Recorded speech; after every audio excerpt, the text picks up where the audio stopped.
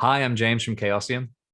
I sat down with Jason Dural the other day and we talked about how to learn new settings for tabletop role playing games.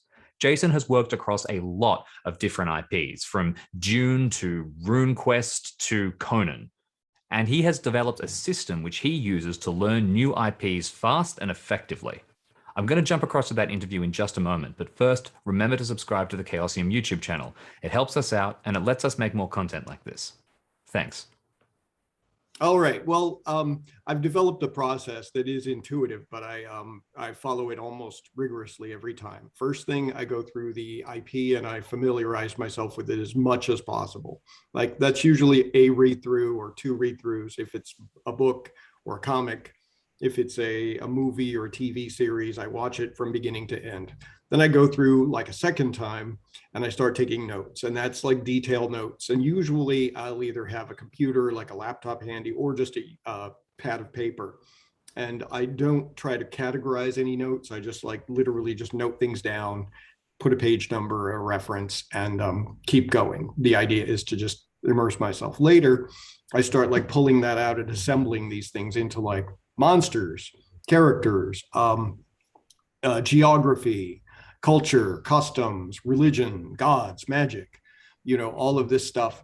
And then I sort of take a step back. Another thing I try to do is I immerse myself in the critical feedback over the thing. Like if there are a lot of essays or critiques or reviews of things, I always like to do a scan of those and just try to see. And I go into the fan community as well, and I sort of look and I say, what is it about this IP that is speaking to people? What is it that they are looking for when they read it, or what feelings does it evoke? And then I usually try to, at a high level, to try to figure out like what are the core things about this IP that make it this IP. For example, like when I was working on Game of Thrones, I was like, oh, it's this sort of quasi English European setting. It's the 100 Years War. It's brutal, a very visceral world of life and death can happen at any time to anyone. And at the same time, there's this like latent magic building in the setting, and so that would be an example of how I sort of picked up these sort of core things and started to draw from that and try to figure out what parts of the setting are just peripheral details, which are nice, but they don't make a setting, and which ones directly support that core, the tropes or the themes of that setting. And then from there, you start looking at what are the rules we have. Are we developing a new set of rules? Are we working with an existing rule set? What does that rule set come with? Like what sort of conceits or limitations or strengths are there in that rule set, and how do those line up? How do those mesh with what's in the IP? And then usually at that point things start to click, and you usually find yourself going through the all of the accumulated stuff you've learned about the IP, and sort of trying to make it fit with the setting and mesh that into a coherent thing that has the flavor. And then as I'm usually doing the writing, there are two other things I like to do, which are they're my own things, and I don't expect very many people in the genre, writing of these sorts of games to do. But I usually go to the sources of the I look at like, for example, I was working on the Serenity RPG at one point long ago for Margaret Weiss Productions, and I saw an article by one of the show's writers that said that one of their Bibles was this particular it was a book that was a frontier girl's diary, and it was all about like a girl in Pennsylvania in the 1830s or so, and it was told in this amazing vernacular. And so I like read that from front to back to get that knowledge. And then when I had that that in my head, I went, oh my God, I can totally see how much of their dialogue is constructed on the show. Like if I were working on a Deadwood game, I'd probably go back and start reading some Shakespeare and some historical stuff rather than just going to watching the TV show over and over again. With whenever there's an IP, I usually try to think what was influencing the author or the creative talents behind this particular IP. And then I go, maybe I'll get some similar results, So, and I find that's really useful for reproducing the flavor. It means you're not just boiling down, you're not taking an IP and then just making a carbon copy of it. You're sort of trying to reconstruct the same feeling by using the same ingredients or a slightly different mix. And so, for example, when I was working on the Conan game, I was reading a lot of the same historical stuff that Robert E. Howard was reading, like the historical epics, and trying to figure out what would he do? What was his process to make content, and using the same thing. And then the other thing is I usually try to create a musical playlist. And that's just the thing I do. I like to write with music playing, stuff that's not vocals, but usually, or if it is vocals, something understated. And I usually try to do that. If it's a particular show, I'll have the soundtrack. I can't tell you how many, I would guess that I've listened to the Conan soundtrack probably 2,000 or 3,000 times. I'm not exaggerating. It's like every note of that soundtrack is imprinted into my brain. And so, and I've occasionally, asked people for RuneQuest. I was like, what do you think a RuneQuest soundtrack sounds like? And, sometimes there's some useful answers. Sometimes I find that my musical tastes are so very different from many of my fans that I should just shut up. Does your process change at all if you are already slightly across the material as opposed to coming at it from a completely cold perspective?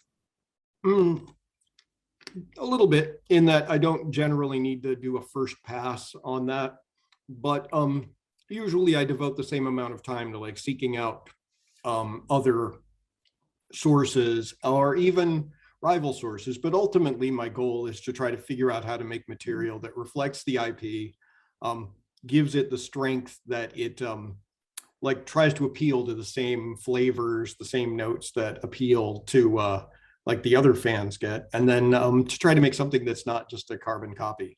Are there any IPs that were particularly difficult for you to get your head around? That is an interesting question. I initially found working on Octum Cthulhu and World War Cthulhu to both be a little challenging because both were told from a profoundly British perspective, in that they were both set in the UK, and I'd only been to the UK a few times. And though I have many wonderful, wonderful friends in the UK, I don't think I have a very clear picture of what life is like in 1940s wartime London.